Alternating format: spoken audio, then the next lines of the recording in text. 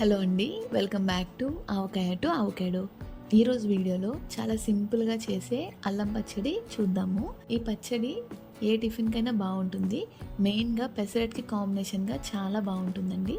కారం కారంగా, స్వీట్గా, పుల్లగా తినే కొద్దీ తినాలనిపిస్తుందండి. ఇంకా లేట్ చేయకుండా ఎలా చేయాలో చూసేద్దాం. ముందుగా ఇక్కడ 1 కప్పు అల్లము తీసుకుని నీట్గా క్లీన్ చేసి చిన్న ముక్కలుగా కట్ చేసి తీసుకోవాలి.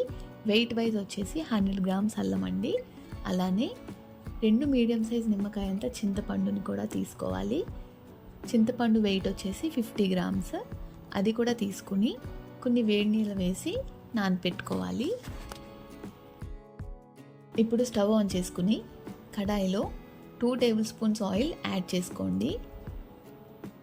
ఆయిల్ వేడైన తర్వాత ఇందులో కట్ చేసి పెట్టుకున్న అల్లం వేసి బాగా వేయించుకోవాలి. చూడండి, అల్లం ఇలా కొంచెం కలర్ చేంజ్ అయిన తర్వాత వీటిని తీసి పక్కన పెట్టుకోండి. నెక్స్ట్ ఇందులోనే 3 టీ స్పూన్స్ ధనియాలు, 1 టీ స్పూన్ జీలకర్ర వేసుకుని బాగా ఫ్రై చేయండి. ఇవి కూడా ఫ్రై అయిన తర్వాత తీసి పక్కన పెట్టుకోండి. ఇప్పుడు ఇందులోనే 7 నుంచి 8 టీ స్పూన్ల వరకు మినపప్పుని యాడ్ చేసుకోండి. అలానే 1/2 టీ స్పూన్ పచ్చిశనగపప్పు కూడా వేసుకుని మీడియం ఫ్లేమ్లో బాగా ఫ్రై చేసుకోవాలి. ఈ పచ్చళ్ళలో మెయిన్ టేస్ట్ మినపప్పు నుంచే వస్తుందండి. మినపప్పు ఎంత బాగా ఫ్రై అయితే పచ్చడి టేస్ట్ అంత బాగుంటుంది. ఇది ఫ్రై చేస్తున్నప్పుడే మనకి మంచి అరోమా వస్తుందండి. చూడండి, మినపప్పు ఇలా ఫ్రై అయిన తర్వాత ఇందులోనే 8 నుంచి 10 వరకు ఎండుమిరపకాయలని కూడా యాడ్ చేసుకోండి. మీరు తీసుకునే ఎండుమిర్చి బాగా స్పైస్ ఎక్కువ ఉంటే కనుక ఒక 2 వరకు తగ్గించుకుని తీసుకోండి. వీటిని బాగా ఫ్రై చేసి పక్కన పెట్టి పూర్తిగా చల్లారనివ్వాలి.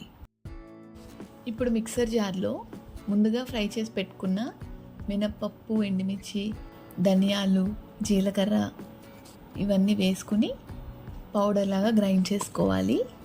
చూడండి, ఇలా పౌడర్ అయిన తర్వాత ఇందులో ఫ్రై చేసి పెట్టుకున్న అల్లము, నానబెట్టుకున్న చింతపండు, అలానే మనం అల్లం ఏ కప్పుతో తీసుకున్నామో అదే కప్పుతో బెల్లం కూడా తీసుకోవాలి. అంటే 100 గ్రామ్స్ బెల్లంని కూడా యాడ్ చేసుకుని రుచికి సరిపడా ఉప్పు, కొంచెం నీళ్ళు కూడా వేసుకుని మెత్తగా మిక్సీ పట్టుకోండి. చూడండి, ఇలా బాగా గ్రైండ్ చేసుకోవాలి. ఎక్కడ పప్పుల్లా లేకుండా స్మూత్గా గ్రైండ్ చేసుకోండి. అంతేనండి.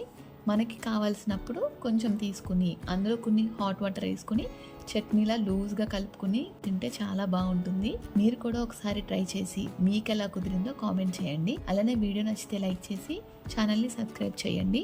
మరో మంచి రెసిపీతో మళ్ళీ కలుద్దాం.